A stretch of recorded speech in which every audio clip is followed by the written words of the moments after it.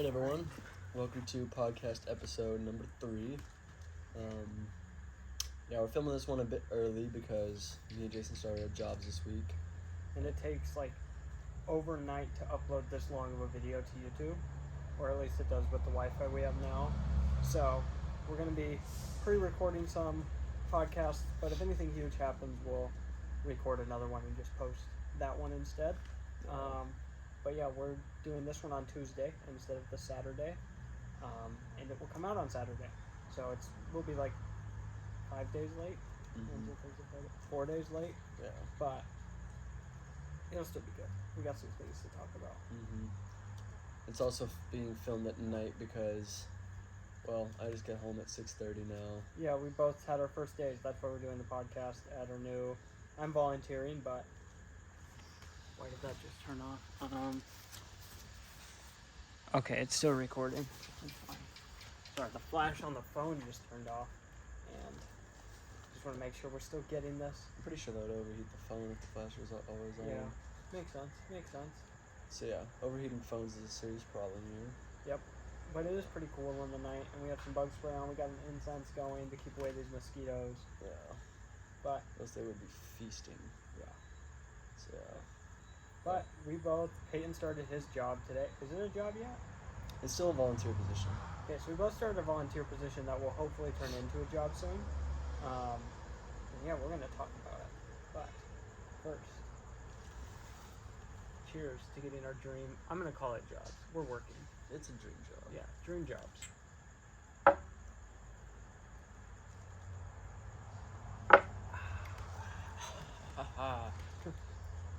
Good stuff. Alright. You can go first? No, explain yours. Mine's pretty simple. Okay.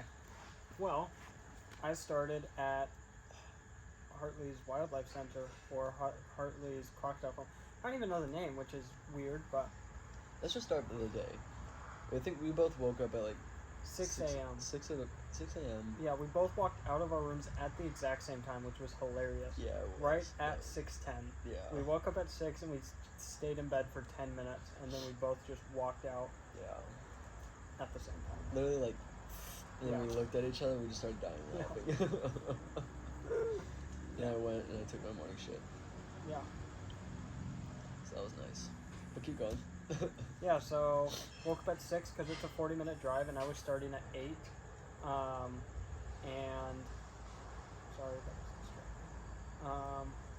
Started at 8, so I had to leave the house at 7, and yeah, I left at 7 and drove up there, and then sat in the parking lot for 10 minutes, and then walked up 5 minutes early because I wanted to be early on my first day, and it was so awkward at first because I was the new volunteer, and she just brought me in. She was like, sit here, your coordinator's going to be there soon. So I just sat there weirdly in their main office. Oh, I hate that. Yeah, me too. I hated it.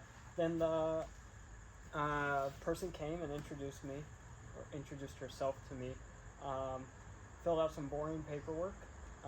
My emergency contact is you, but it's with your United States number, so they'll never know what happens. And I didn't even put your phone number. I put your name, but I put my mom's phone number. So I don't know why. I was I'll put Peyton's phone number, and then I just, from memory, just wrote my mom's phone number. And it was all right. Your arm's gonna get bitten off by a croc. They're gonna call up Katie and be like, Peyton, Jason needs a medical assistant. Where are you? And then she's gonna be okay. Oh my god! Yeah, it's good. Hopefully that doesn't happen. But if it does, it's going to be very confusing for the poor people who are calling. Yeah, seriously. Hopefully they just look at my license and find my emergency contact there. Yeah.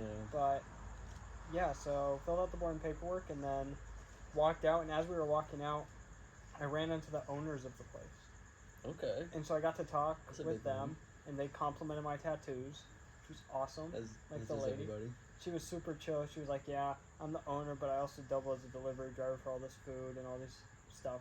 So she got in a car and drove away to go do her errands. And then we walked around this back way, and she introduced me to this guy named... Wait, food for the employees or No, food for the animals. Oh, okay, that makes more sense. Yep. Walked me around, I put my stuff down, and she introduced me to this... DoorDasher? In between owning a sanctuary? No, she just does all the errands. Okay. For all the Tea Presto people, she's like Ryan and Craig, more like Craig, where they would just show up with random deliveries.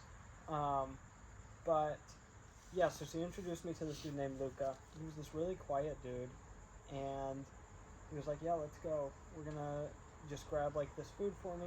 Let's go." So we go down, and he teaches me how to like hide the food from people because they don't want the public finding the good food. Okay. So we spread it behind the enclosures, and then go, and he's like, "Yeah, just take this rake. I'm gonna have to go get like a bag so we can throw this stuff in, but take this rake, this little sifter, and take out the poop of the little sandy pens that are there." And so I did that while he was gone, and it had me feeling like I was in cutting for college again. Really? Like, because I was using a rake, so like the connection to the lawn Yeah, it's maybe was a there, little but it was bit. it wasn't awful, and kangaroo poop does not stink that bad at all. And so, Well, they just eat those pellets all day, so. and no, they eat a lot of fruits and vegetables too. Yeah. They diversify the animals' diets, which I love.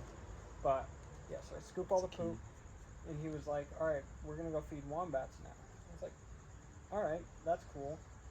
So we go up, and he's like, "All right, these wallabies are usually chill in the morning, but one of them, the male, is aggressive, and he'll like charge you and try to bite you, and the bites don't feel good at all." So he was like, "If he comes out, keep him in between you and like a tree that's in the enclosure, or worst case scenario, just hop onto the top of the fence. It's I not think that you say high. hop on him. No. Like just hop on the top of the fence and you'll be fine." And so he was like, "I'll clean the side with the wallabies on it because I was a volunteer. They don't want to endanger me." Yeah. And I cleaned the side that they weren't on, but the sides connect. Like they can come over to my side whenever. Okay. And so I'm like scooping this poop, and I did it much better than I did in the kangaroos because I just knew how to do it better, like already, and cleaned up that. And then he was like, "Okay, it's my turn." And he goes and he starts doing his, but then the male just like wanders out and comes into my pen. And so then I was like, "Yeah, I can just," like, he was like, "Okay," just watches how he reacts, and he's like, "Let's try to get him into this back little area so we can just clean these enclosures." But the wallaby will not go. I mean, not wallaby. The wombat will not go into that enclosure at all. The female gets up and goes, but the male is like, he's not doing it. He's just kind of watching me and exploring the other side of the enclosure. And I've like looked at the dude because I was like, this wombat isn't really intimidating. I can keep him between a tree. I've been doing it for the past 10 minutes while I've been trying to get him there. And I was like, I can just watch him. Like, I can keep him in between this. He's like, "Okay, as long as you're cool with it." I was like, "Yeah, I'm cool." So I spent like 20 minutes just like hopping around trees and like dodging this wombat. And not really dodging because they're super slow, but like just moving around the enclosure opposite to where he was. Is it that big dude that we saw in the Yeah. tube? No, that's a different one. It was the one up the hill, like through the gate, and it had those two wombats in it. I don't know if you remember I that. don't think I remember that one. But yeah, clean out those. I learned how to do all that, and he was like, "All right, we're gonna walk down. Now we're gonna feed the one you're talking about, the big wombat." Like this dude's super chill dude. He like opens the door. He's like right up against the door, just sleeping. He sleeps the entire time we like feed him, and like I got to pet him and everything. And then we go back, and he's like, "All right, you can take your first break. It's like 20 minutes." So I sit at this table with no cell receptor because there's no cell reception up there. I was like, "Oh, it's just like 20-minute break." I eat my breakfast burrito because I didn't eat it on the way up there. I wasn't hungry. And then like 30 minutes go by, and so it was like a 30-minute break. 2 hours into my thing, like, all right, that's cool. He gets back up. He's like, "All right, we're gonna chop produce." And I did that at Tea Presto, so I was good at chopping fruits. And we weigh out they weigh everything out to the gram of what they're feeding, and it's like diversified. So it's like 50 grams of apples and 20 grams of corn and just like etc. They put it on like a sheet and everything like that? Yeah, so you just read the sheet of what you need to do, and then you put like your plate there, and then you just add fruits as they go, and you chop them up into the bits depending on the animals. Kangaroos can take bigger pieces than the little wallabies. So that took like an hour and a half of just cutting fruit and everything, which seems like a lot, but it was maybe not an hour and a half, maybe an hour and 15 minutes. And then he taught me how to like wash dishes and like clean out the sink, and I was like, I did this. So he just left me alone, and I cruised through all the dishes super easily, and then I go out, and he was like, "Yeah, I'll just be around this corner." I could not find him around the corner, but I ran into this other like employee there, and she was like, actually, you can just go on your lunch break. And I was like, okay. So I go to my car because I wasn't hungry, and I just sit there, and that's where I have cell reception. So I text a few friends, all this stuff, and I go back 30 minutes later thinking my break is 30 minutes. And everyone's sitting around the table on their lunch break, and there's 2 cockatoos out. That, like, just their pets. Just, like, cockatoos just roaming around. And we sat there with the cockatoos for another hour. So my lunch break was an hour and a half. That's what's up. Yeah, it was awesome, and I just sat there. Like, Did you guys not have any like customers coming in and stuff like that? Well, we're on the back. We're not part of the like people do our. Okay. Yeah. So we were doing our own thing. We just had to clean enclosures and feed, and so we had like an hour to kill after my break, and so we just sat there with these cockatoos. They were all talking, and I'm trying to remember this dude's Henry. His name was Henry, and the girl was something. Started with a D. I don't remember. Daisy, I think. Okay. And so the male cockatoo, they're both don't like to be pet, so they'll like nip at your fingers. And so Luca came over and like almost got bit a couple times just trying to pet him, doing it safely. And then this cockatoo just starts going, Henry, and starts talking, and then randomly, like just goes, what the fuck? What the fuck? And so he just did that over and over again. And then one of the employees was telling a story, and she was telling about how when she was in high school, there was this kid who was like, who just for some reason would always have his penis in his hand. It was a weird story, but she was like, yeah, so one time I was just talking to him and I looked down and sure enough it was there. And as soon as she finished the like, story, out of his pants? Yeah, just like there. And it was basically the How is this kid on juvenile hall? no, it's like the Bruce of like high schools. Oh, jeez. Like, yeah. And so as soon as she finishes that story, like she was like, it was just in his hand. The cockatoo with perfect timing goes, what the fuck? And it was hilarious. And so I learned that cockatoos dig. Like they dig to stimulate themselves. It's great stimulation. And so they'll like just dig holes. And sure enough, he's digging this hole with his beak and pulling out these huge rocks and just throwing them. And just digging this hole. And then he goes to the other side and starts digging another hole. And they just start talking about how they should just put a cardboard box of sand in a cockatoo's enclosure, and they'll use it, and they'll be enriched, and it'll be great, like enrichment and mental stimulation. And so I learned a little bit about that.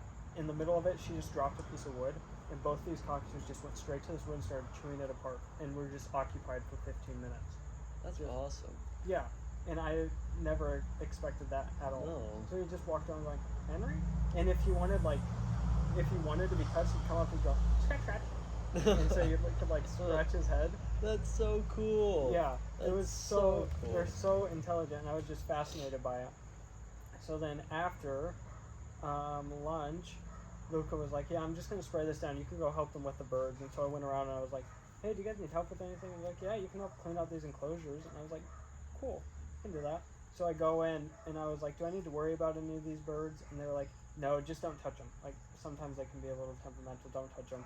So I just went in with a broom and scraped out these leaves, and then they were going to spray it down with water. So I get through my 2 enclosures, and then I just let the other people just do their things because I'd already done my 2. And I go up to this cage. This huge cockatoo, I don't remember his name, just like screams at me, just gets on, like screams. And I was like, oh, that's weird. And I read the sign, and he was like, volunteers are not allowed to interact with, like, hold this animal because he's just like, he's an aggressive cockatoo. Yeah. And so when she opens the enclosure to go clean it, without her knowing, on accident, it just jumps out and like hops on the floor, and it can't fly, and it's just eyeballing me and doing this little like waddle, and it's not fast. I'm just backing up, and they're like, well, shit. I don't know how we're gonna get this thing. And they notice it's following me, so I walk back towards its enclosure, and it follows me, and they're like, just get in its cage, see if it goes in. So I hop in its cage, and sure enough, it just hops in its cage and climbs up the wall. And then I had to get around this cockatoo, and they were like, oh, it won't bite you. And so I like got out, and they finished cleaning. That's awesome. And then I went with one of them, and they were like, yeah, we'll clean out the owls and all this stuff.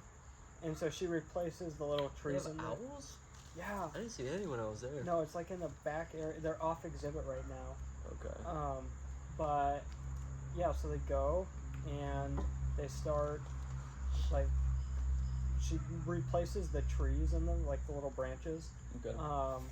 And this whole time there's green ants everywhere, and all I'm hearing is that they like bite and everything, and so they're like over me, and I'm smacking them off, yet to be bitten, thankfully. Yeah. But just the green little leaf ants, apparently Yeah, they those are bite cool. and it sucks. So I'm just like swiping them off. She replaces the tree. She was like, "Do you mind cleaning it out?" I was like, "Not at all." She was like, "Well, if you're comfortable," and I was like, "Yeah, I don't care."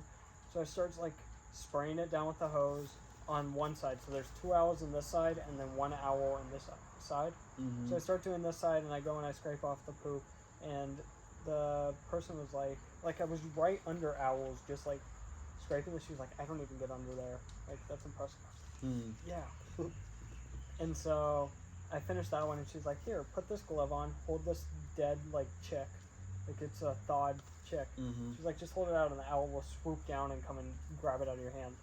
It didn't do it, but when she did it, when she put the glove on it, it actually like swooped down. So I got to watch an owl just come and just grab it out of her hand and then fly away. That's sick.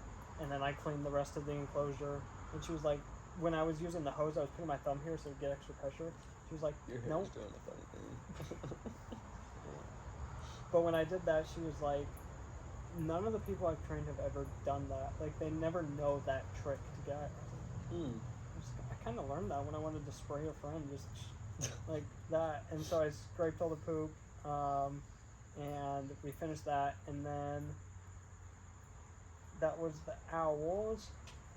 I saw the biggest hornet I've ever seen. Oh my God. It was awful. It was probably this long, like a good 1.5 to 2 inches. It was the biggest hornet I've ever seen. It just flew away. Wow, it's funny how they do that. Yeah, and I was like, "Wow, that's a huge hornet." She was like, "Yeah, we got a lot of those out here." I was like, I quit. "Yep." I'm out. And then Jason has a phobia of hornets. yeah, and it's the big one bees animal I cannot do for whatever reason. It's just and tiny dogs. and tiny dogs. So yeah, we finished that, and then Luca disappeared. I don't remember where he went. They made him give like a koala talk, and it was his first one ever, so I think he was practicing for that. But Okay. the other girls were like, "Yeah, you can just go with this girl, and she'll show you. You can go feed the animals." So we went back through this path and fed the wallabies and kangaroos again. She told me facts about how this like older one was hand raised here and all this stuff. Fed those, and then it was time to move the koalas from their outdoor enclosure to their nighttime enclosure when the park was Mhm. closing. And so all of a sudden she's like, "Yeah, come in here with me." And then out of nowhere just hands me a koala. It was like, "Here, put your hand here, hold it here," like they did when we were taking the pictures. And so I Yeah. just hold this koala.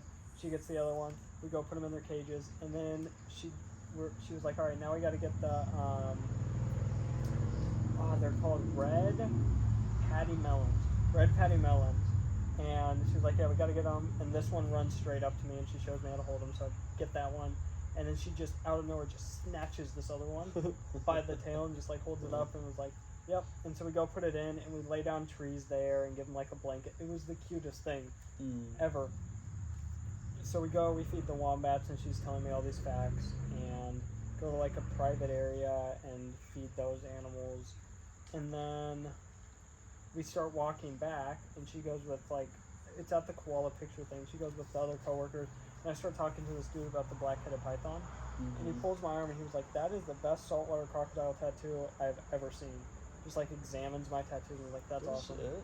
Yeah, so I talked to him for a little bit, and then I get called over, and she was like, "Look," and she just has this like satchel, but it's like a pouch, and in is a baby wallaby.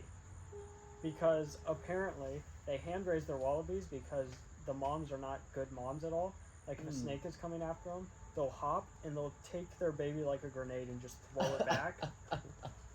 She was telling me this story about how they tried to like catch a mom to see how the baby was around, and so they throw the net and it like misses the net, and all of a sudden she hears "baby, baby, baby," and the wallaby had dropped the baby right at her feet just because it got scared. God. So they take the babies, and I actually got to see one peering out of a pouch when we were walking through, which was awesome. And she was like, "Yeah, this one's being hand raised by this girl," and then I see that we go and feed another animal. I don't remember which one it was. And then what the person who's raising it was like, "Hey, can you watch this for 20 minutes? Can you watch this for a little bit?" she goes and teaches Luca how to like hold koalas the right way and like get them by yourself.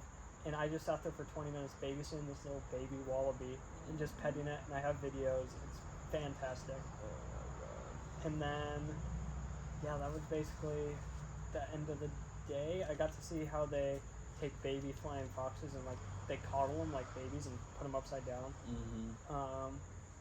I got to see how they feed the flying foxes. Trying to think if there's anything else. I saw a spider the size of my palm, which it was the biggest spider I've ever seen, other than a tarantula. Was it one that they had? No, it was just in the wild, wild? just like a huge web. I have a picture of that one too. Oh, jeez. It was the same one we found in the forest for the mangrove video, Yeah. but just huge. Oh, the golden orb. Yeah, something like that. I don't think it was the same species, but it was that kind of body.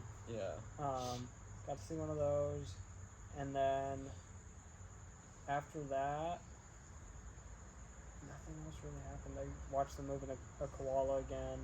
Saw some monkeys because they were feeding those. But for bats, if I wanted to get in with the bats, it takes 2 months. Wow. You have to get a shot, and then you have to wait 7 days, and then get another shot, and then wait 14 days, and then get another shot, and then wait 21 days, and then they do blood work and see if you need another shot, because they can give you a disease that can kill people, and so they make sure you get your vaccinations, and it's expensive, but if the company will pay for it, I'll definitely do it. Yeah, I was about to say, how much do all those shots cost? Yeah, and then blood work and everything. Man, shots are expensive.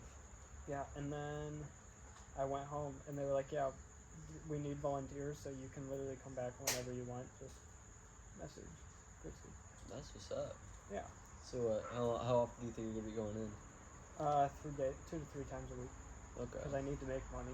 I can't just do volunteer work 7 days a week. But yeah, that's true. I'll go there as much as I can, and maybe they'll offer me a job sooner than... It sounds like it takes about a year and a half to get a job there from volunteering, yeah. So I think it'll take a while, but I loved it. Seriously. It was awesome. Got to hold this bird. I don't know, it looked like a small like parrot, but it was so pretty. It just like hung on my finger. I tried to get him on my shoulder, and I put like my hand out to try to get him on a better position because he was slipping out with my hand because my hands were sweaty because it was hot. And it just like latched onto my finger and started chewing on my finger, but it didn't hurt at all, and I just felt its tongue like poking my thing, and then just let go. And he was just chilling there for, I don't know, 10 minutes. That's cool. Parrot. Yeah. It was awesome. Yeah, we could have some stories from that job, that's for sure. Yep. I think you should try and reach for maybe 4 to 5 days if you can. Even if you're not there for like a whole 6-7 hours. Yeah. I just think as many days as possible will I think so accelerate too, that because process. I learned more in today just about those animals than I did in college. Yeah, exactly. Entirely. Yeah. But seriously. it was a lot of fun, and I think they'll put me in the reptile department relatively soon. I don't think they start people in the reptile department. But everyone knows I'm like the reptile dude, and there's skinks running everywhere the whole time. And they have melanistic blue-tongued skinks, or just black blue-tongued skinks. That's fucking sick. I didn't see one, but they told me they have them. So, yeah. Oh. Damn. I'll definitely try to get into the reptile section soon. Yeah. I don't mind scooping kangaroo poop and petting kangaroos and Oh no, not at just all. hanging out. Yeah. Yeah, after all of that, like, sign me up, man. Mm-hmm. And just being able to go behind the scenes while all the, like the peasant customers watch. So nice. So nice. Yeah, for real. I'm gonna be going through it, and you're gonna be like, you can't come in here. Sorry. You're not a volunteer. I'm just gonna be like, Jason, Yeah. you gonna leave me here? But I bet they would hire you as a volunteer if you wanted to. Yeah. I just don't know if you'd have the time. Or Yeah, if I'm gonna be working 5-6 days a week, I'm not gonna wanna. I'm gonna want those days off to go film YouTube videos or. Exactly. Yeah. And it is a lot of work. I was tired at the end of the day. Yeah, I bet. And but it just went by so fast. There was just so much that we were doing. Yeah. Every second, and they care for these animals incredibly well. Way more than I thought a zoo would. Yeah. But they medicate the birds. They weigh the birds. Their diets are great. They diversify their food so well. That's key. You just know everything. Yeah. Yeah. That's So important. knowledgeable. Damn. can't wait to hear all the stuff that you do. Chugs to those who know. I'm not gonna punch Jason because I put him through hell when we first did that, and we're not gonna do that kind of stuff on the podcast. But yeah, I'm a little jealous. It makes me want to volunteer, you know. It was so cool. It was just Yeah. great. And then walking past crocodile enclosure and just seeing huge crocodiles basking in the morning, Yeah. it was so cool. They're so big. Yeah, dude. They're massive. Huge. Yeah, I feel like that little, like tour we did through, like the boat ride. Mm-hmm. I feel like it didn't do it justice, you know. Not at all. How many And do they have? They have like 20 in there? something like that. I don't remember the exact number, but they have a lot. And I don't think even during the crocodile thing you could see the real size of the crocodile unless you're Yeah, walking no. right up next to a fence Yeah. and just looking at them. Yeah. It was cool. That was a cool little tour, though. Yeah. That was the coolest little attraction in any zoo ever. Of course, it was. You could do so much for decent pricing, Yeah. and you can go back if you buy a pass 3 days in a row if you Yeah. wanted to. Yeah, seriously. And the food there is really good. The Yeah? quiche that I had was very good. Jason eating quiche. It's very good. That's a new one. There was no spinach in it. It was just cheese and eggs. What do you I was think I gonna am? say, Jason eating, What do you think I sort of healthy. I mean, I am? guess it is all. Am I a don't know. kangaroo or What a is wallaby? quiche? Quiche is like mainly cheese and stuff. Cheese and egg and bread. So good. So what did you do on your first day? It was an interesting first day. I mean, it was just an open water course intro. So yeah. Also woke up at 6. Said hi to this dumb shit at 6:10. Yeah, made my breakfast, made my lunch, packed my lunch, left at like 7:30. It took me 30 minutes to get there. Like, it's just like a 15-minute bike ride, but I had all my gear on in a duffel bag, Oh yeah. and then my backpack on my chest. So I had my duffel bag on my back, and then my backpack on my chest, which is an extra 60, 70 pounds. So, like, I was a 200-pound dude riding on this bike, so that alone was bad. But then I dropped my hat maybe twice. My water bottle, I lost count how many times. I was cussing at that water bottle. Like, Was it this one? yeah, that's why it is so messed up now. Like the lid's cracked. Like, the little flab that I have to like pull back in order for me to drink from. Like, that's cracked. So yeah, that fell out of my water bottle. That fell out of my backpack like a total of maybe like 10 times there and back. I dropped it like 3 times on the way back, and then I just stuffed it in my backpack. I was like, you stupid little. So then, yeah, so that was pissing me off. So yeah, I got there at like exactly 8 o'clock. I was sweating bullets because they were like, wear a collared shirt and wear like closed-toed shoes and like pants and everything. So the only like nice collared shirt I have 2 shirts. They're both blacked out, and one has like some nice designs on it. So that's I wore that one in Utila once where I took Mariel out to dinner, and this other one it's all black as well. It just doesn't have the designs on it. So I was like, the one with the designs, it's way too fancy. So I just wore the black one, and like you could, even though it was black, you could still see my sweat stains. Like, that's how bad it was. I was like dripping in sweat when I got into reception. The same thing happened to me with this shirt. It's the same shirt I wore, and after I'd scooped kangaroo poop, and I'd like carried the bag, it had been stopped in like, it had been dropped in mud. So I got mud all over my shirt, and my shirt looked wet. And then after my half-hour break, you couldn't see any of the dirt, and you couldn't see that it was wet at all. It had all dry. It was just because I was sweating. Yeah, exactly. The heat here is ridiculous. Yeah, it is, and it gets you like that. Yeah. Like, I was sweating within like 5 minutes of my bike ride. Yeah. So that was killing me. So yeah, I show up to reception, sweaty as hell. They're like, "What are you here for?" And I was like, I'm an instructor. I'm helping out Lucy. First day on the job, actually, sorry, volunteer position. Like, I literally said it exactly like that. And she's like, "Oh, okay." And I was like, "Is there anywhere I can put my bike?" Point to this purple woman's bike. And she's like, oh wait, yes, actually, right around the corner. So I was like, because all I brought was a chain with no lock, because that's the only thing I could find. When the actual bike lock was right in front of your eye. You were saying outside in the shed and stuff like that. And all the bikes are outside. None of the bikes are inside. So that is also your fault. Eat I me. said the end table by the fridge. No, you did not. Yes, I did. No, you did not. You did not say that. You know, it doesn't even matter. You did not say that, but it's okay. It's okay. How did that bike work? It's good. I mean, I couldn't really tell with the extra, 60 pounds. But, yeah, it worked. I mean, I think the tires, they were struggling a little bit because of that. Chugs again. Only few will get that. But, so yeah, I was, thankfully, they have a bike rack inside the shop, and this is honestly one of the nicest shops I've ever seen in my life. Really? This is such a nice shop. So, it's Product Cans. If you know it, then you know it. Whoop-de-doo money bags. But, yeah, honestly, top-rated dive shop in all of Cairns. Their entire, wall, their entire first wall, so they have the reception desk, and then they have a wall of, a window, That entire wall is awards. And plaques, maybe, the size of that. Jeez.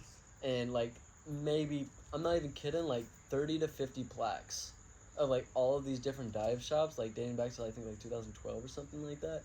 And so, yeah, very awarded, 5-star dive shop. Absolutely amazing. So I hope I can live up to their expectations. So, yeah, I put my bike away. She tells me that I'm up in, classroom 5. They have multiple classrooms? Oh, yeah. In that small building? Yeah, because it looks like a small building out front, but then it opens up behind those pools. So, little visual for the people who don't see this shop. So it's a building, and then you got their gates right here, and then past the gates are 2 huge pools. They have two pools. Most dive shops, One. barely If any, have one. The one in Utila was the pool was literally from here to the end of the drying rack, and then that square. You can't see tiny. that, but that's 5 by 10. It was maybe 10 by 10. So yeah, horrible pool, freezing pool. Screw that pool. I almost got hypothermia in that pool, dude. Oh my god, I hated doing courses, anything in that pool. So yeah, they have 2 gigantic swimming pools, probably as big as this backyard each. Jeez. Massive pools. They have shallow ends on both sides, so that they can do 2 courses, and then in the middle they have that 12 meter, no, not 12 meter, whoa, 6 meter, drop off to where you can do your deep skills. Yeah. Your CISA or your out of air scenarios. So yeah, and they have 2 of those, so technically you could have 4 courses running at a time. And when I went there to go sign up for the job interview, they had 3 courses going already. And there were 12 people in our open water course, and then there was also a rescue course going on. So there was 15 students, not even instructors and stuff like that. There were 15 students. And that was only half capacity. Yeah, seriously, it was ridiculous. So yeah, I put all my gear down, I go to the bathroom real quick, I wash all the sweat off my face, off my arms, put some deodorant on, I go up, I meet Lucy, I'm like, hey, I'm sorry I'm late.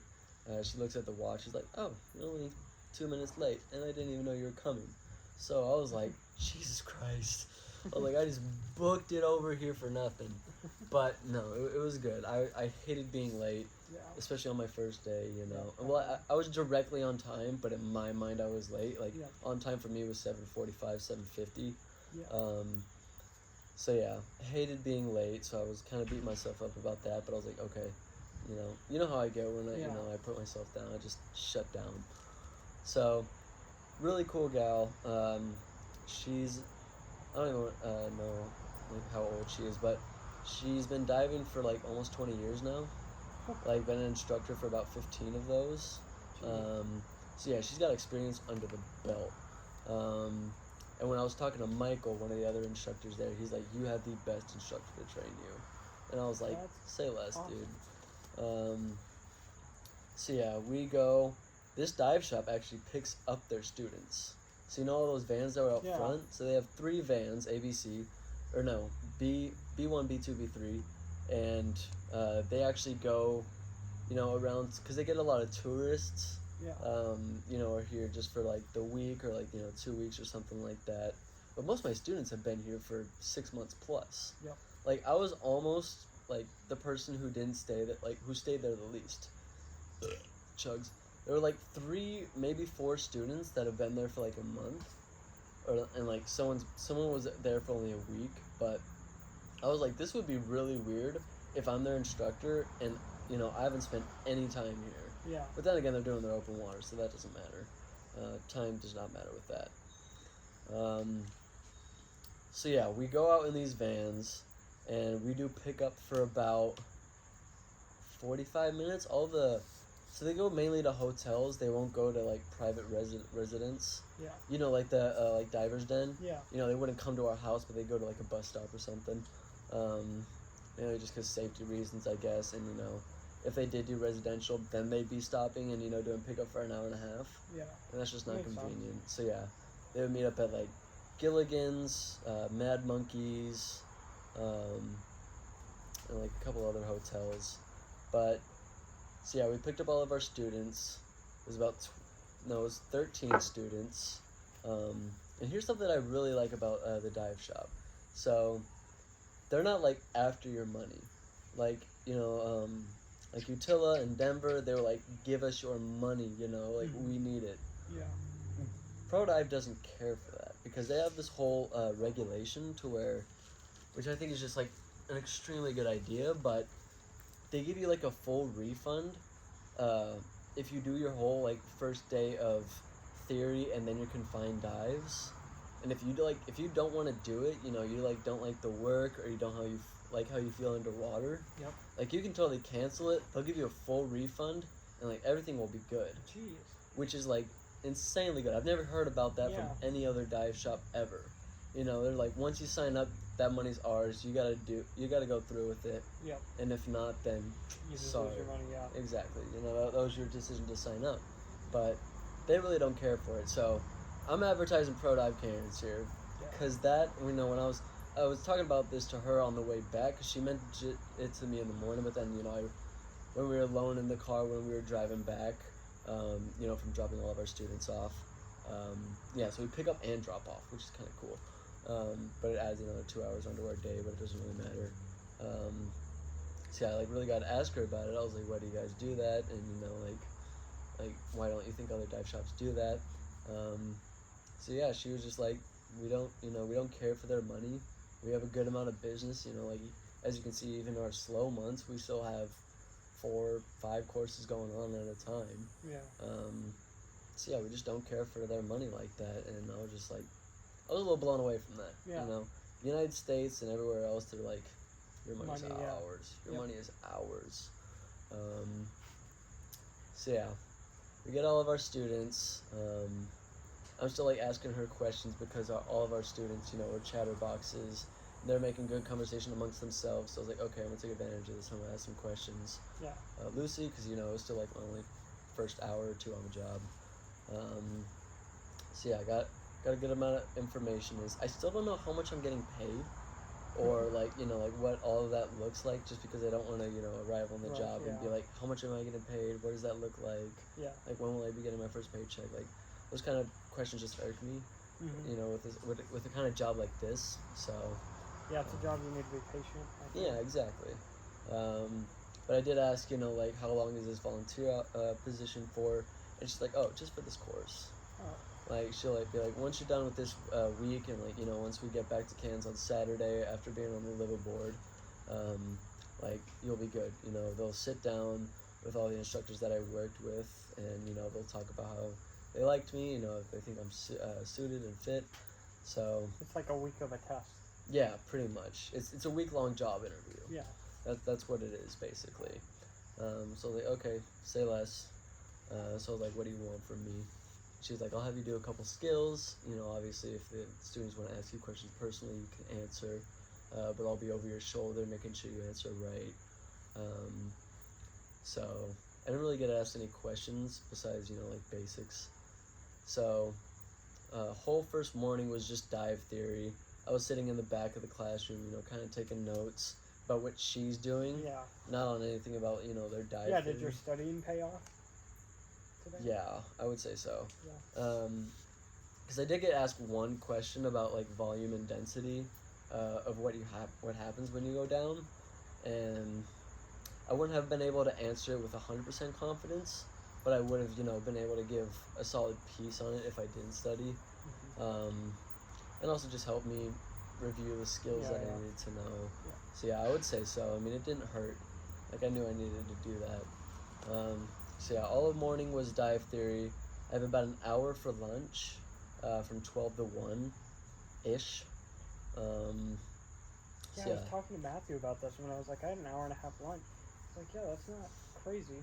That's insane. I That's told him about that, insane. and he was like, yeah, but you're a volunteer. And I was like, but the employees were taking an hour lunch as well. And he was like, yeah, okay. All right. Bruh, That's awesome. my employers would be yelling at me at like 25 minutes. They'd be like, Yeah. you better back on the line, or, Yeah. you know, like, get your butt back here yelling at me from my car because, you know, I'm taking a little smoke break or something like that. Yeah, when I was working at T-Presso, I always went out to my car and started my 10 there and rounded up the minute and walked back. So I probably was taking, instead of a 10-minute break, probably a 12 to 14-minute break. Can't fire me, I'm already gone. But even then, if you were super late, people knew immediately. Yeah. It was a big thing. Yeah. Like, people in the States are so anal about that. Yeah. It's ridiculous. Yeah. Which, I mean, I get, you know, if you're in a small establishment, like, you know. But the thing is, I don't think anybody clocked out for their break. I think everyone gets paid for their break. What? I think. I don't know for Wait, sure. at Hartley's or T-Presso? Hartley's. Oh, wow. Because I'm a volunteer, so I didn't have to clock out for my break, and Yeah. that was never in the, like, any of the information. And since I took 30 minutes to myself, I didn't see if anyone else walked back and clocked out. But I have a suspicion nobody did. Like, I just don't think it's a thing. It's like, we can pay you for this hour because you're caring for these animals better than anyone else can. Yeah. And everyone there knows their stuff, and they're all my age. And they all know so much more than me.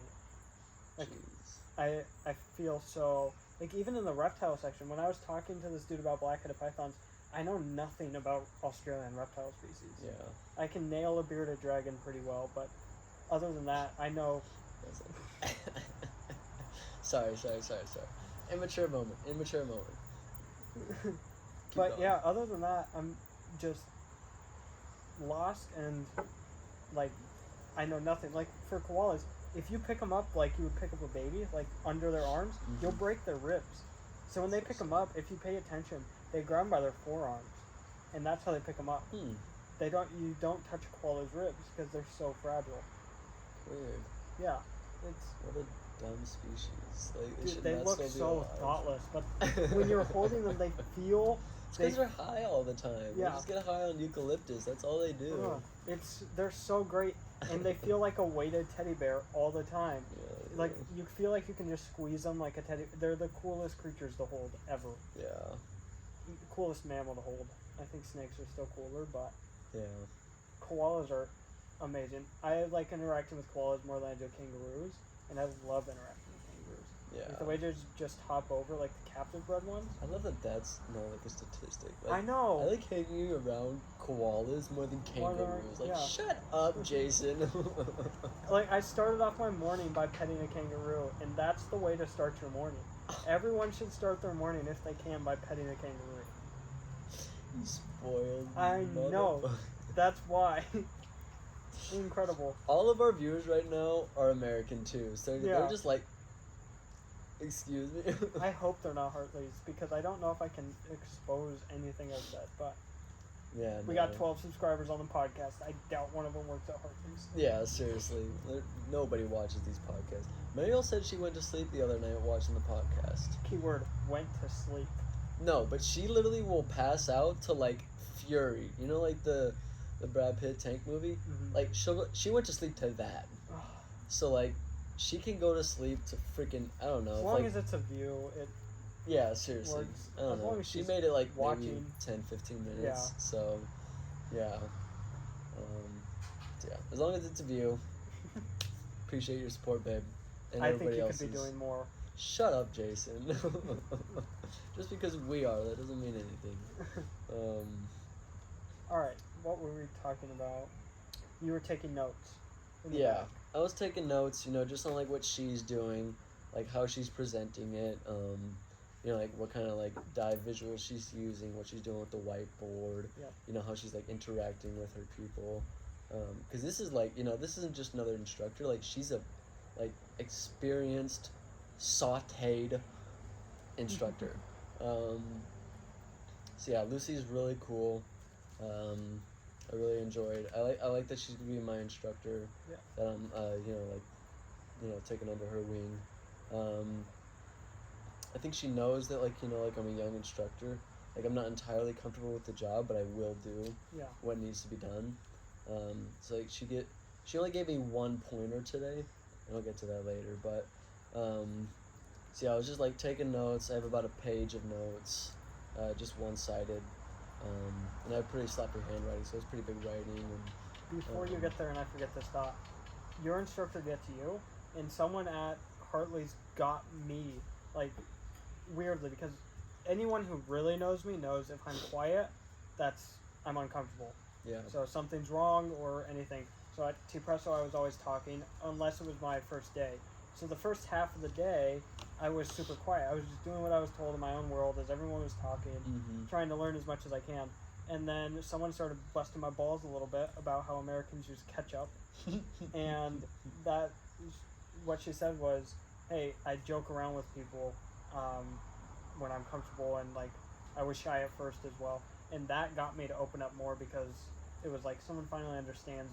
Like I'm hesitant to intrude because I know I can make people laugh, but I don't know if now's the right time. I don't know you guys. I'm uncomfortable, and so hearing that was like, yes, fine, like I'm gonna do fine here. No reassuring. Was the same true for you when she was like?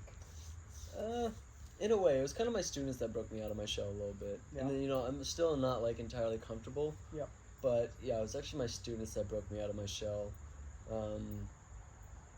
So yeah, I'm taking notes. We finish our dive theory. We go on lunch, about an hour lunch. I call Mario. I'm like, hey, this place is insane.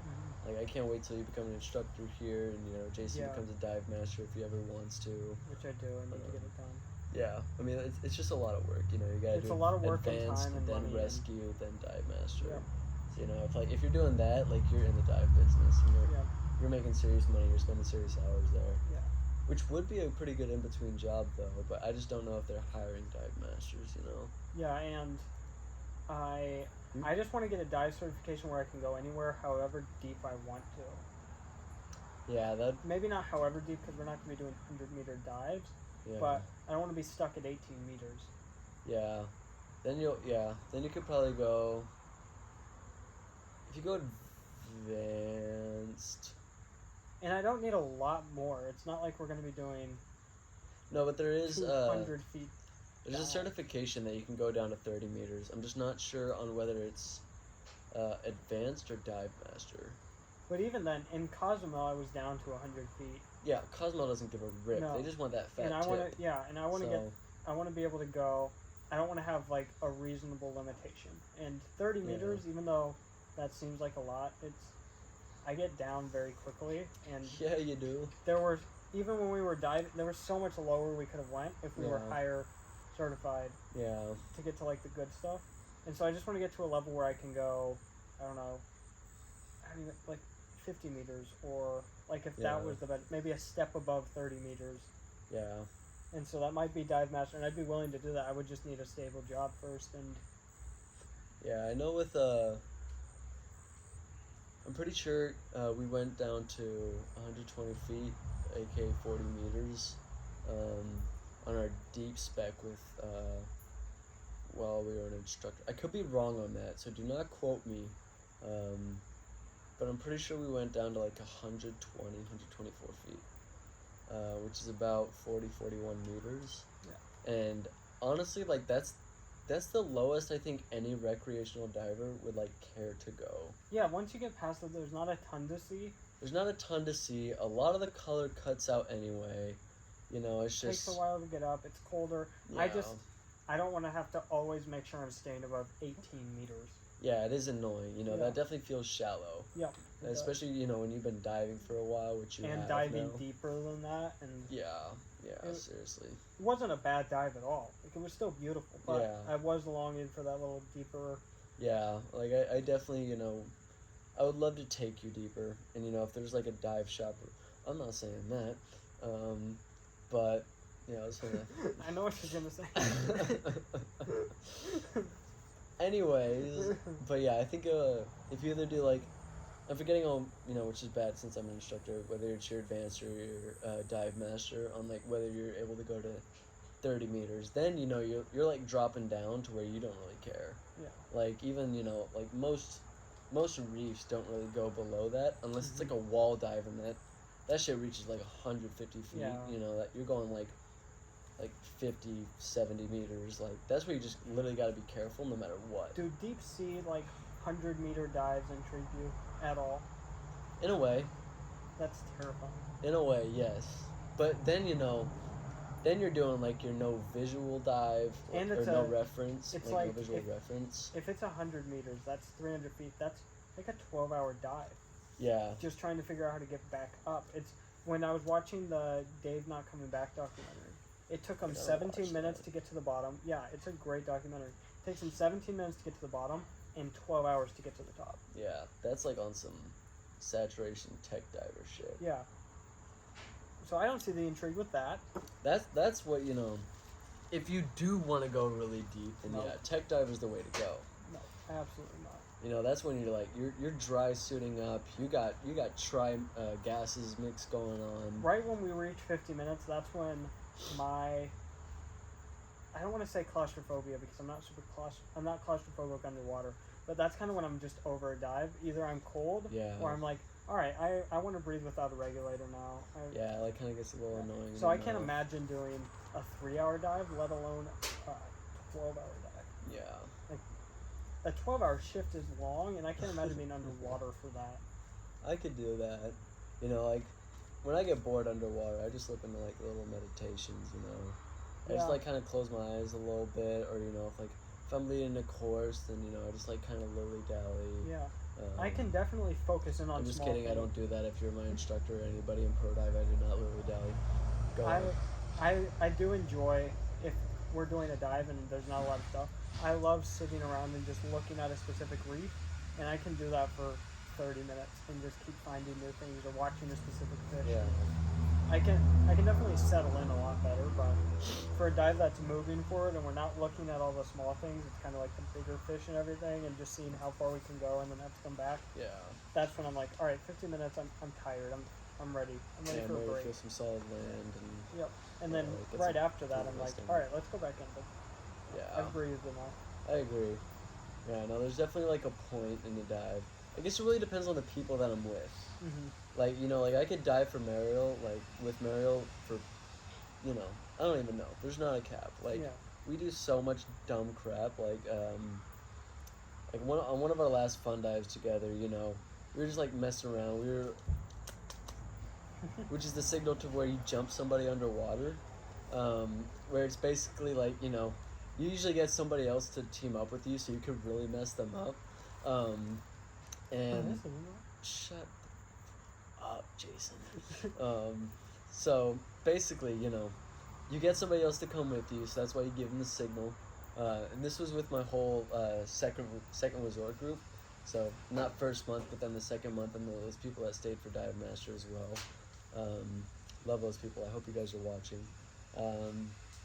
So yeah, you would jump them underwater, and basically it's where you would go up on. You usually be behind them, and then that's where you just like stripping them of all of their gear. Like, this is pretty dangerous if they're not an experienced diver, but you know, as quick as possible, as fast as possible, and as smooth as possible. You know, to where like you leave them, which is like the feeling of what the hell just happened. You take off their fins. Usually, like, sometimes you take off their mask, and if you feel like they're comfortable enough, like, you swat their reg out.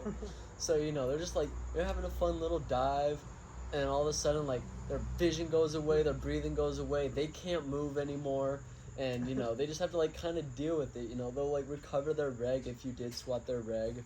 And they just kind of, like, look around, and then they see, like, two of us, you know, just, like, giggling with their fins or their mask, and, dude, it's so much fun doing that. And I took Mariel's fins one time, and we were in, like, this shallowy, rocky area, and she was just, like, totally fine with it. So then she just literally, she just has just enough air in her BCD where she's, like, jumping up, and she'll come back down, you know, like a sort of how they look like on the moon, you know? Yeah. Like moon jumping and stuff like that. So then she just starts like jumping across the sand and stuff like that, and it was so funny. But yeah, you just like literally had to be there to see it. And she wanted like a picture of. Sorry, I'm gonna make sure this is still recording because Yeah, good idea. Yeah, we're still going. We're good. We're good. Okay, cool. I'm worried since I can't see a light and it's Yeah, like a nighttime seriously. video. So yeah, she wanted a picture of her like in full stance mode of like, you know, her without her fins off, and she was going like this underwater. But I didn't know how like the zoom worked on her camera, so I just took a picture of her head, and I took a picture of her feet, and then she thought she got this really cool picture, and then she looked back through her camera roll. She was like, "Peyton, what the hell is this?" And I'm like, "I didn't know how your zoom worked. You didn't tell me." And then sure enough, it's just like a close up of her on her face, just like. And then her feet. And then her feet just like standing there in her booties. Oh, it was the funniest thing when she found out. Yeah, we still laugh about this. I'm pretty sure she's still pissed about it to this day. She's like, "Peyton, why'd you do that?" I'm just like, eh. So yeah, I literally kept her fins for like maybe 15 minutes. But then she took my fins, and then like I sort of like attack her underwater, but I don't really know what to do because she's like, you know, she's like Volkanovskiing this. Like she's defending so well.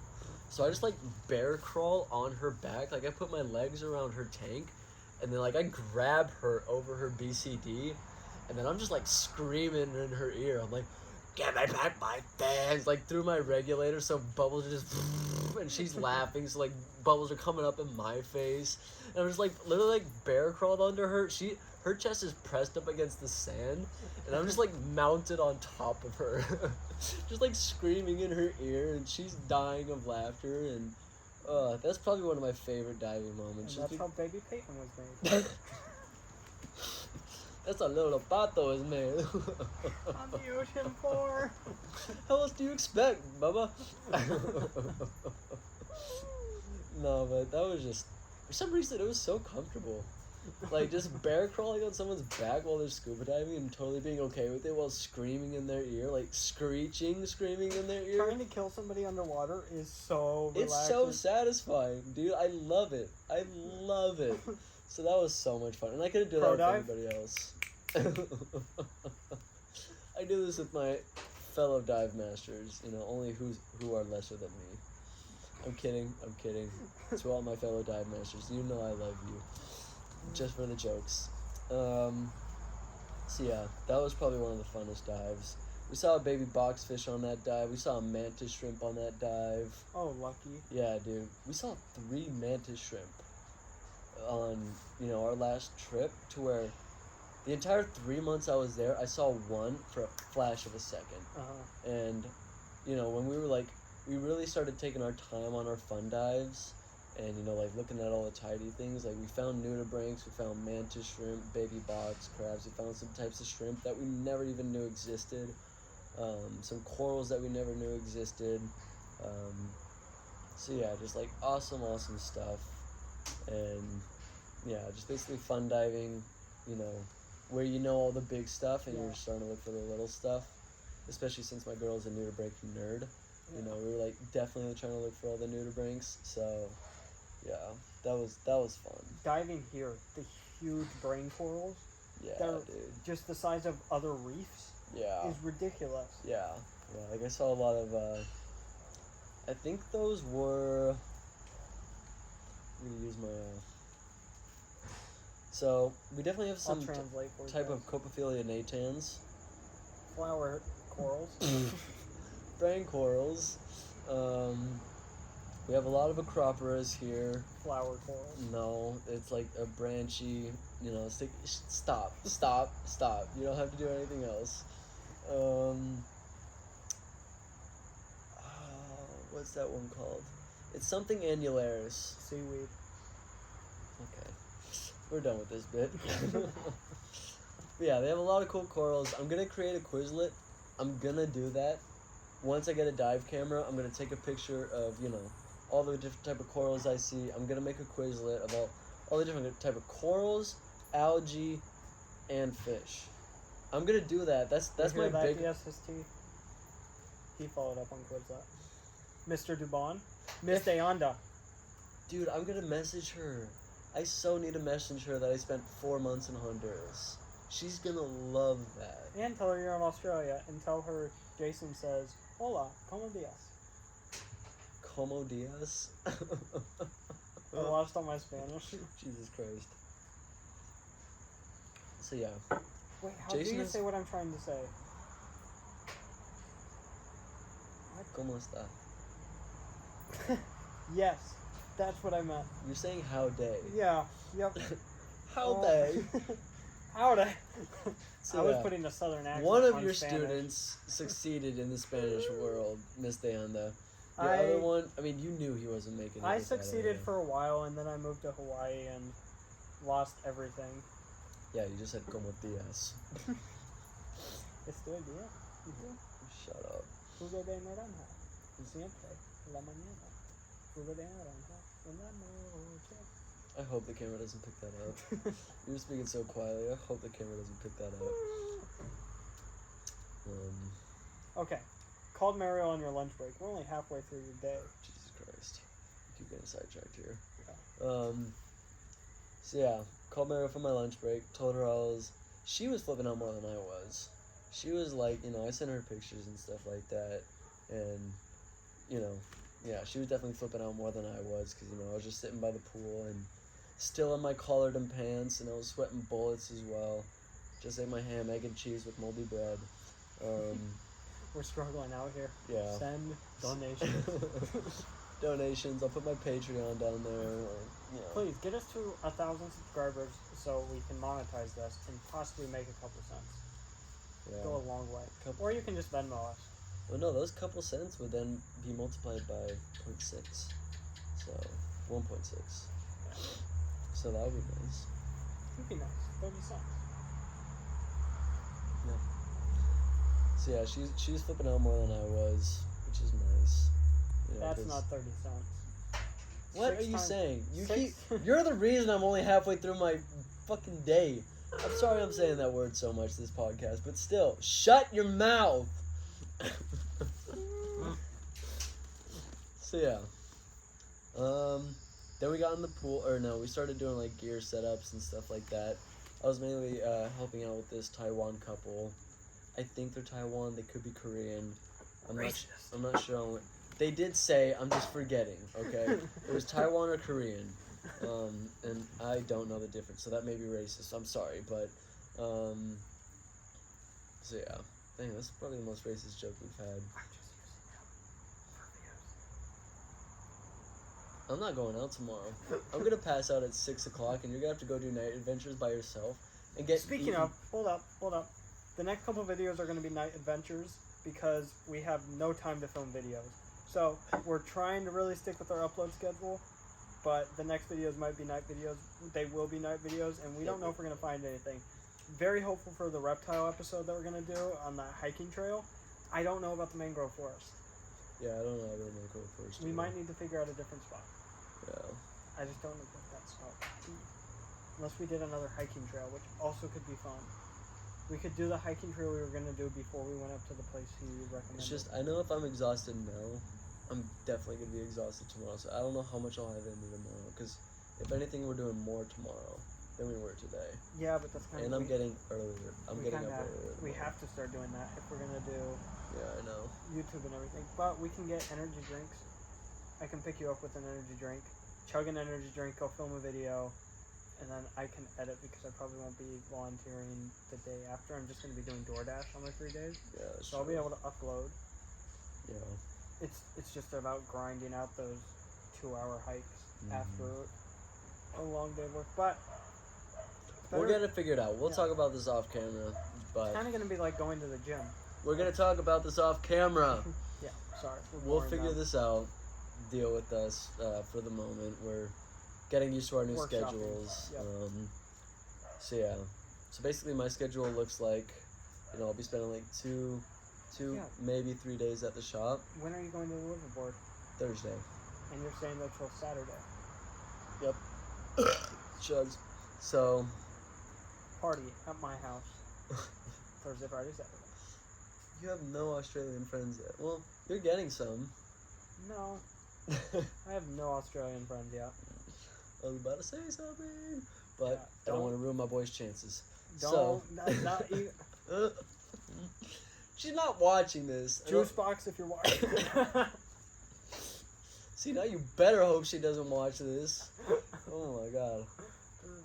All right. Jason has a crush. Oh, that's all I'm gonna say on that. Hey.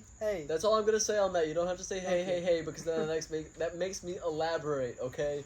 So you want Second me to half of your stop. day, you were in the pool. Yeah, there we go. Continue Now your you're story. interested in my day. We're already past the hour mark. They haven't watched this far. It's fine. To the one person in the world that has watched this far, If you are Juice box, thank you. I am It sorry. is not Juicebox. Juicebox doesn't care about you yet. Alright? And if she does, she's not going to watch back all of these, okay? She doesn't care that much. So maybe the thousands that come back and watch this when, we're up and famous. Hi. I was gonna say something. This is us in the past. Yeah. How weird does that feel? Okay, we're done with that cheesy shit. So yeah, we got in the pool. I was mainly working with this Asian couple. I'll just say that, so I'm not There racist. we go. And then Lucy was looking at the other four.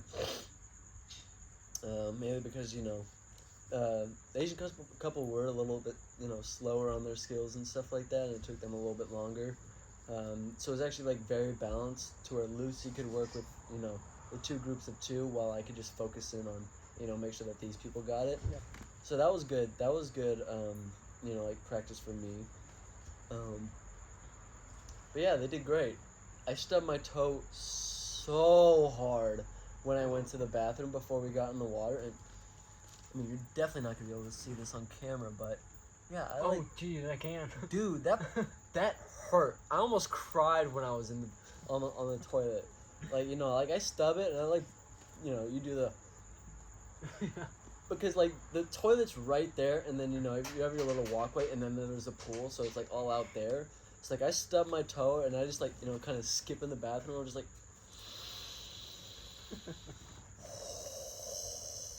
and then I walk in the bathroom. I sit down.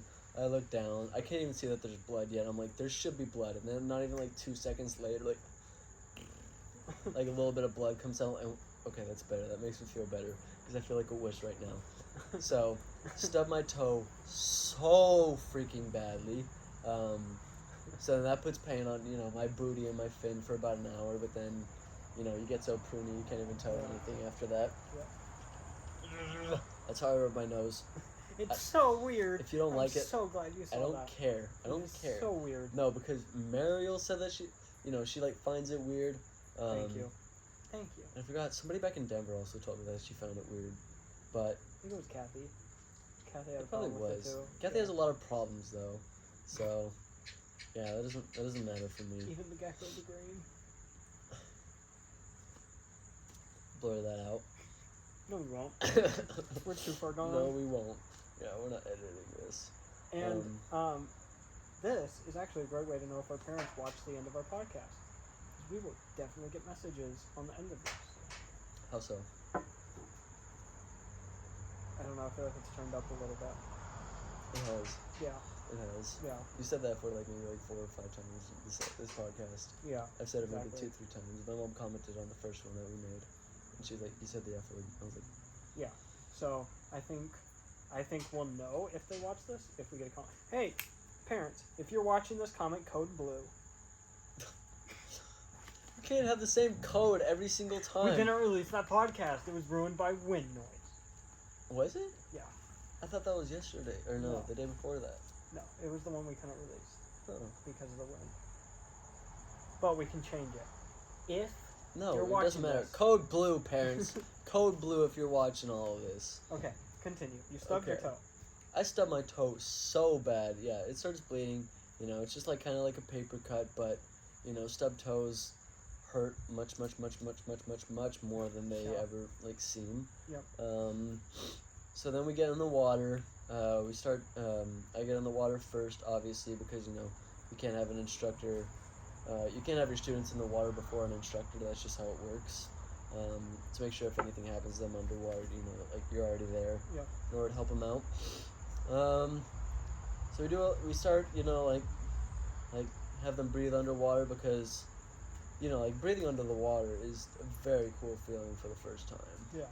And something that I've never seen any other instructor do is you know, like there's a bug around my camera. So I'm sorry if you see that. Oh, that's a moth. We're gonna have to kill that dude or it's gonna keep flying around our camera. Find another light, you stupid insect. Okay, I think it did. Keep an eye out for that little guy. So, yeah, she does this really cool thing that I've never seen any dive shop or instructor do. It's where, well, it's probably not really cool for anybody else, but breathing underwater without your mask on, and then also gets like, what else behind you? Sorry, I'm getting off track here. Are you talking about the moth I'm watching? It's gone now. It's probably behind you, like, nibbling on your ear or something like that. I knew I felt the tickle. Made you feel It would your be ear. so cool if I grabbed the moth. I knew I found the tickle. I'm like, Jason, what are you doing? Jeez, Yeah. now when I blink, I see the ring light because I was staring at that light. All right. Hypnotized by ring light. All right. Sorry, this is very off track. Yeah, seriously, I've been talking about my day for like 45 minutes. So, yeah, we do some cool skills. That's all you need to know. The mask Um, thing. I wanted to hear more about that. That literally, like, they were just breathing underwater without their mask. And what's the point? Well, it's not a skill requirement. Like, you don't need to do that. And usually when you go underwater for the first time, and, you know, you have to do your mask skills to where you take off your mask or, like, you know, like, partially flood your mask or fully flood your mask, that's where people, like, panic. They Yeah. shoot up to the surface. And, you know, like, that's when you know you have to redo it because they've never felt that before. Yeah. Like, usually, like, once you get underwater, you have your mask on, and, you know, you're able to breathe and stuff like that. But it's an entirely different feeling, which is really weird, you know, when you're breathing, and then, you know, now all of a sudden you have water up your nose, you can't see. Yeah. Like, it's an entirely different feeling, you know, you have water absolutely everywhere around your body. So, They get them used to that first before. Yeah. They get it. Yeah. I That's think so just smart. she does. Like, I think that's her little trick. Like, that's why I was so blessed to have such an experienced diver, because I think that's just a little trick that she does. Huh. Because I mean, it wasted, you know, like a solid like 5-10 minutes. They were under there for a while, Yeah. you trying to know, figure while out how to get a other mask people on, were yeah. setting up their gear and stuff like that. So, like, I'm gonna start doing that from now on Yeah. because I you know, now want to go scuba diving in the ocean with no goggles, just to see I mean, what it feels. I don't know about that one, but I'll just hold your thing. then I'd be like, bro, shark. You'd be like, I can what? feel it. But yeah, so like I'm gonna start doing that. I'm totally stealing that from her. And if you're a dive master You or can call it instructor, the like, Lucy technique. that is pretty good. So yeah, I'm definitely stealing that from her. If you're a dive master and instructor, like, do that. Yeah. Like, I saw incredible results. Like, every time that I would do an open water course or something like that back in Honduras, every single time, without fail, we would always have, you know, at least like one student shoot up to the surface whenever we were doing mask skills. Mm-hmm. So there's 3 mask skills. There's 4, but 3 that you need to know. Scratch that. So, partially flood your mask to where you have just a little bit of water. Fully flood your mask, and then you have to clear that, and then fully take off your mask.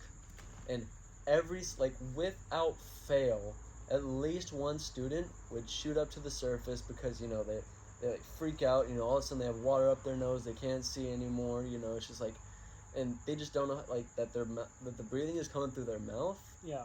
And yeah, they shoot straight up to the surface. Then, you know, like someone has to go up, make sure they're okay, like check with them. They're like, yeah, it just freaked me out. I'm sorry. Mm-hmm. And then, you know, you go back down. Then they do it, and like, okay, fine. But yeah, all 6 of my students did every single skill flawlessly. Really? Like so Okay. so well.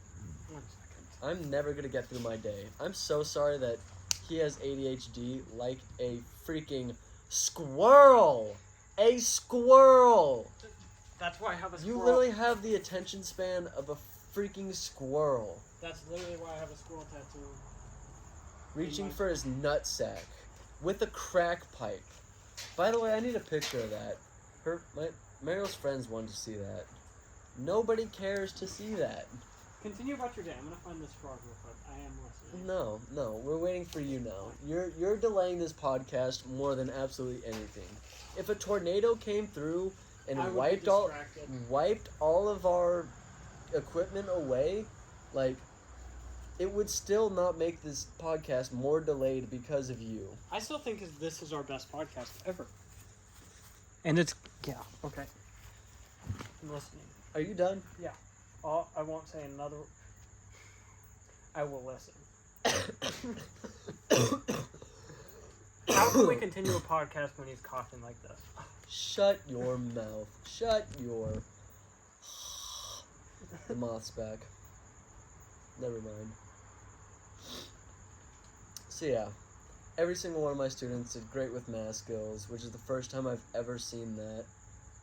And all my fellow dive instructors will say the same, that, you know, like math skills, absolutely, at least one person will shoot up to the surface. I don't know if I did, but I do remember being panicked underwater when it was doing It's that. weird, dude. Yeah. Like it's a weird feeling. Like, you know, I still kind of get tripped out a little bit.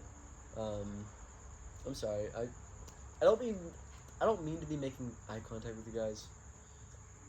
Give me the flashlight. Oh, Give listen. me the flashlight. We are filming a podcast, you unprofessional shithead. I'm sorry, everybody. If you've made it this far, to the 2 people that did make it this far, now you know what I'm dealing with. Now you know what I'm living with. I can't get anything done.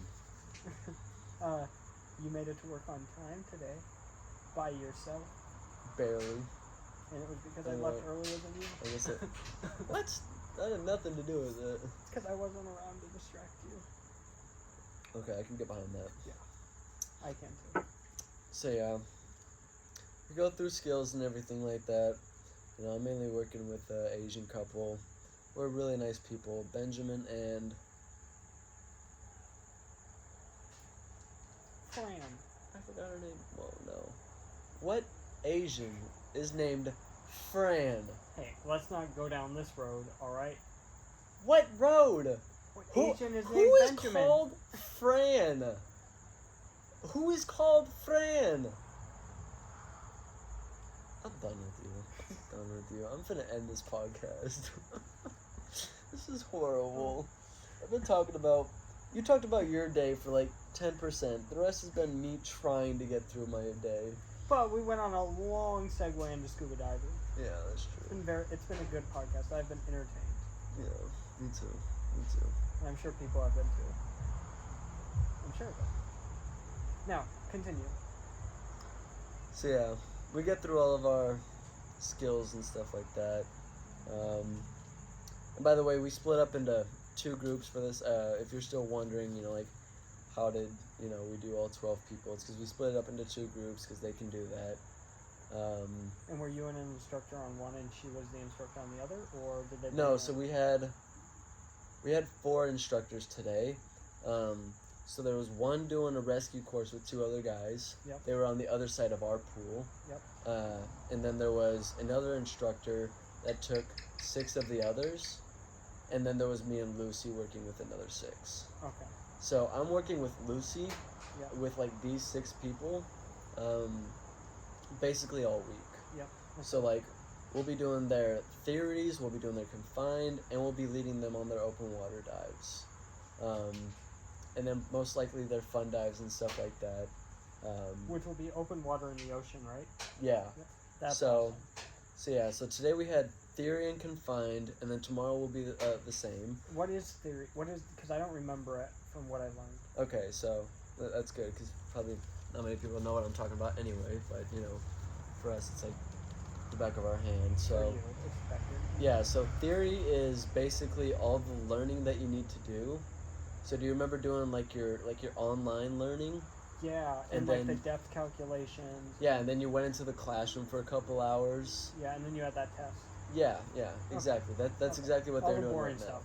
All the boring necessary stuff. Yeah, all the boring necessary stuff.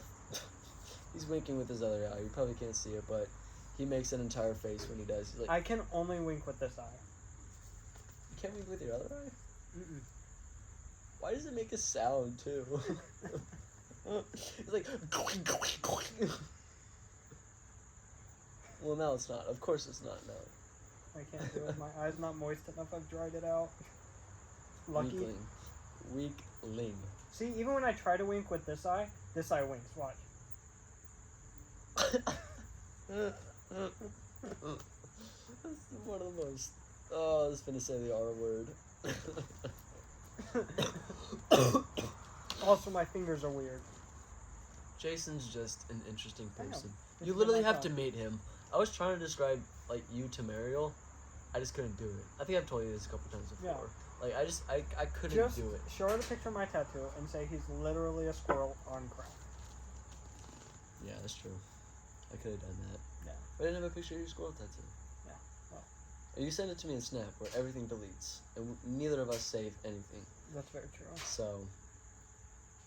But yeah, theory is all the necessary, like the paperwork and the tests, the quizzes, all that kind of stuff that you need to know.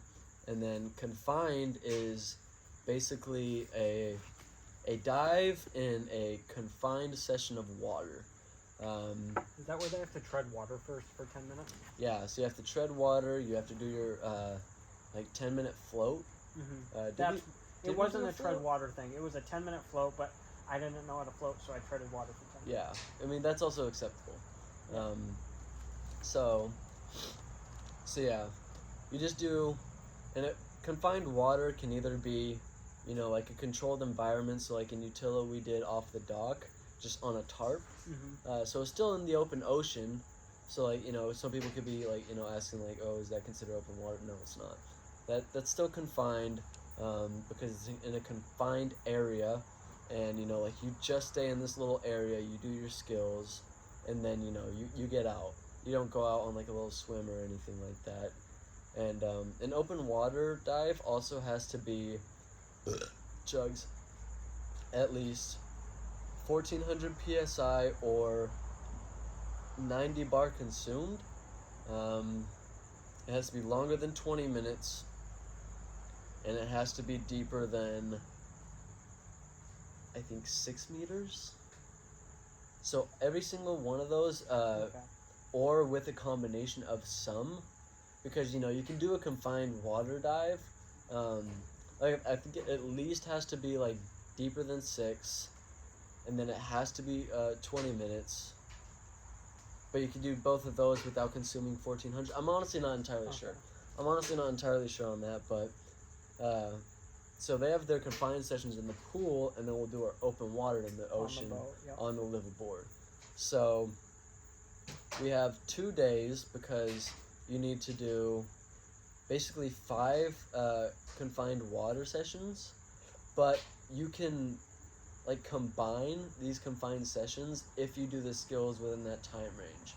Okay. And like every single confined session maybe takes about an hour to an hour and a half ish. Like I know confined 4 takes like maybe 30 minutes though, but like confined 3 takes like maybe like an hour and a half, hour 45, especially depending on how many students you have.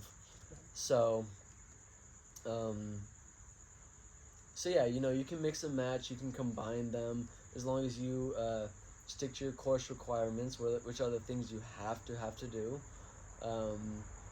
And like instructor has to see that you can capably do those. That's why we call it a course requirement. Mm-hmm. It's a big thing in the IDC training, or Yeah, instructor development course.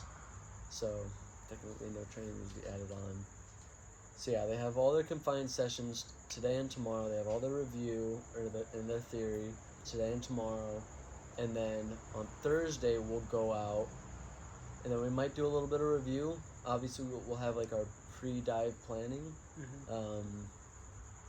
and like like our dive briefings and stuff like that.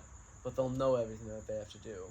Yeah. And we'll have to do a certain amount of skills in the open water as well, just to see how they adapt, going from fresh water to to salt water. And the open water. Yeah, just open ocean, like with the current, actually on a bed of sand, which is different for Utility because they have, the confined session off of the dock and they're on a tarp surrounded by sand, so, but they still have to do all their, open water on a boat out on a reef. Yeah. So yeah, we'll be on the boat Thursday, Friday, Saturday, and you get 9 total dives. Like 9 open water dives. As you as an instructor or as everyone there? Everyone there. I mean, I still get to put down the dives, as my, as dives for me. So. Do you get extra ones? Because we did 6 dives in 1.5 days. So are you able to do an extra 3 dives? I don't know about that. Maybe. If I find like a buddy. Yeah. But yeah, I know that we'll be doing like 2 to 3 dives a day. A night dive if they want it. I honestly don't know how like the boat schedule, because with Divers Den they did 5 dives a day. Yeah. Like they were packed. So I don't know if There's only 4 dives a day. We did 2 on the first boat, and then an afternoon dive. And then afternoon dive, and then we did 2 the day before, the day. I was gonna be like 5 dives is a lot. Yeah. So yeah. So I don't know how this whole boat does their dives and stuff like that, but I know we're doing like at least 2 dives every day, and then they could do their night dives if they want. And then they can also do snorkeling if they want as well. Yeah. So, and I think one day we might be doing 3 dives. But they need to do 4 open water dives in order to become an open water, like certified open water scuba diver. So. Do you remember in Cozumel when we did our 2 open water dives in the aquarium? Mm-hmm. Then we did the 2 open water dives on like one of the worst reefs ever. Yeah, it was just a sand patch. Yeah. That then we went straight to Cozumel, and that difference was incredible. Yeah. I was literally thinking about, like that sand patch we went around today. Yeah, it was so bad. And it was still cool because we were underwater and seeing fish. But then going from that to Cozumel was just like. Yeah, it was like. Yeah. Yeah, screw that first dive shop we went to. Yep. That place was horrible. I mean, we knew it was horrible from the start. They didn't even check our credentials, and when we were trying to say like, hey, can you sign off on these dives, like they didn't do anything. No. Which was ridiculous. It was just like, really all you gotta do is put in your instructor number, and then it's it's a signed verified dive. So that was annoying as hell. I remember my dad was pissed off at that, but then again like signing off on dives, like honestly nobody does that. Yeah. But like we were asking consistently. And they still didn't do it. And they still didn't do it. It was just like, because this was, our first time. They also didn't tell us that, it's just like not a thing that people do. So, and I was also gonna, I was thinking about that today because I was thinking about telling my students, like, because I saw that when they were doing their, I forgot how many yards it is, but they have to do 24 down and backs, or they have to do 24 crosses, so 1, 2, 12, 3, yeah. 4. So yeah, they got to do 12 down and backs, and then obviously a 10-minute float. But 3 of them were just like ding, ding, ding, ding. Like I just wanted to make sure that once we do get down there, not to just just like bolt off, because some of them are really fast swimmers. Like a couple of them were surfers at the time, so like 3 of them were like 6'5", like 6'4", 6'5", like huge dudes. Like I've never had to put 12 pounds on a weight belt. And you had to? I had to, bro. Like I put 6 weights, which were about like 1.5 kilos each, which I think is about 12 pounds. I'm sorry about my conversions. I'm not entirely sure, but that was a lot of freaking weight. Yeah. Like that was a lot of weight to put on a weight belt. and like the dude was struggling to put it on because like he was still muscular, you know, he was tall as hell, but it was his first time ever putting on a weight belt, and he was like sweating so much, like sweating bullets, you know, because you have to like crouch over and then put on your weight belt like this, Yeah. you know, especially if it's your first time ever, and then he like comes up and it looks like he just got out of the pool, like his head was drenched in sweat, also because he had on his wetsuit. Oh yeah. So yeah, he was baking. He was ready to get in that pool. Oh for yeah, sure. dude. Like everybody else, you know, like stepped in. He was like. So, yeah, that was interesting to see. But yeah, I wanted to tell them like, hey, you know, when I first got in the water, I wanted to bolt off like You a did. flash. Yeah, we did. We were like, pew! Yeah. No, we were gone, bro. I was like, I'm trying to see some stuff. Yeah. So, I didn't have to tell them that because, you know, we're not on the open water course. Like, Yeah. I'll tell them that if they need to, but you see so much more if you're going slow. Yeah, you really do. You see so much more if you're And you going only slow. realize that after you go fast. Yeah, exactly. Yep. You'll be like, because then you'll realize that everyone else is going slow, and they'll come up on the after dive like debrief, and they're like, oh, I saw this, and you're like, I saw 3 fish. where was that? Yeah. Yeah, exactly. So, Yep. I was thinking about telling my students that because I saw how fast they were doing their down and backs, you know. Because I went to go just like put in my weights in my weight pockets because we were about to get in like the water because they did that before we got all of our gear on and Yeah, did yeah. our skills and stuff like that. So, yeah, and they were done within like I was putting in my weight pockets, and you know, like 3 of them were already finished by the time, you know, like I had like my weight pockets in my BCD, and you know I was all set, and like 3 of them were like sitting on the ledge, and like we're done. And then Lucy, you know, was talking to them because she was counting their down and back, so she was like, Yeah. "Holy crap, guys!" These guys are quick. Yeah, seriously. So yeah, I'll tell them that if the time comes. Yep. But yeah, I was just thinking about that first time, and it was just like, how did I think that was ever a dive? Yeah, Like, exactly. if That was not. If I was, you know, like in the position where I'm at, like I wouldn't even put that on my logbook, Mm-mm. which I need to start putting in my Me logbook. too. I haven't done it since Cozumel. Jesus Christ. How many dives have you done since? You don't know because you haven't been putting them in your logbook. A lot. Yeah, you might be done a solid. I think I've done 20 dives since then that have gone unlogged. Yeah, because you did, We did Cozumel again for a couple days. We did that's Hilo, right, and then we did the reef just now. the reef. You also do Kona side, the manta ray and stuff. Yeah. So yeah, you need all those dives. Don't But I ever guess if give you're up, not- I mean, if you do want to become a dive instructor, I think you need at least 50 dives logged. So you got to get those dates and, you know, get those down if you do want to. Or I don't you know can if just I'll- start doing it now. And Yeah.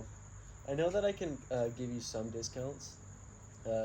Matthias, he mentioned fans and family discounts on diving and stuff like that. say that again. Matthias. No, fans and friends. Fams and friendly discount. So, I just don't know how great that's going to be. Because Yeah. this still is the most expensive dive shop on the island. Yeah. Not the island. In the country. Continent. No. City. Yeah. City. Yep.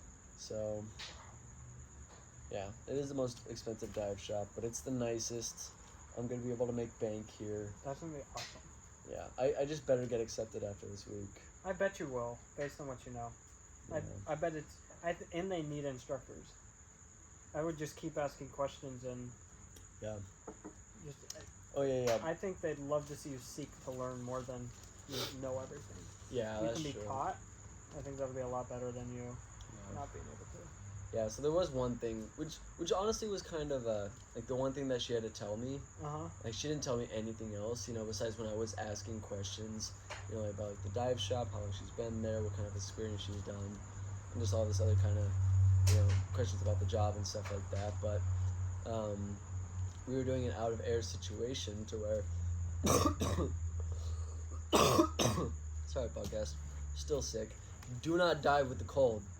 If you dive with the cold, I swear to God, I will find you. I will find you, and it will not be pretty. Only the highest trained instructors can. No, not even we should. Like, I need to get over this cold before I go on the boat. But luckily, none of my employers are going to be seeing this within the next couple days, so Yeah. that doesn't matter.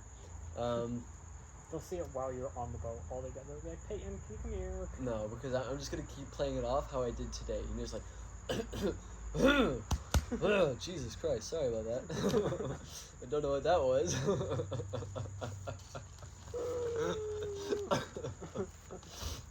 So yeah, I was playing it off pretty well, and every time I went to the bathroom, I was hacking out my lungs. But yeah, I wasn't letting it show. And honestly, everybody was coughing. Matthias was coughing his lungs out. Lucy was coughing every now and then. I was like, all right, I'm a hack a loogie if y'all keep this up. But her no. Out of air situation. Yeah, so we're doing an out of air situation to where, somebody's out of air.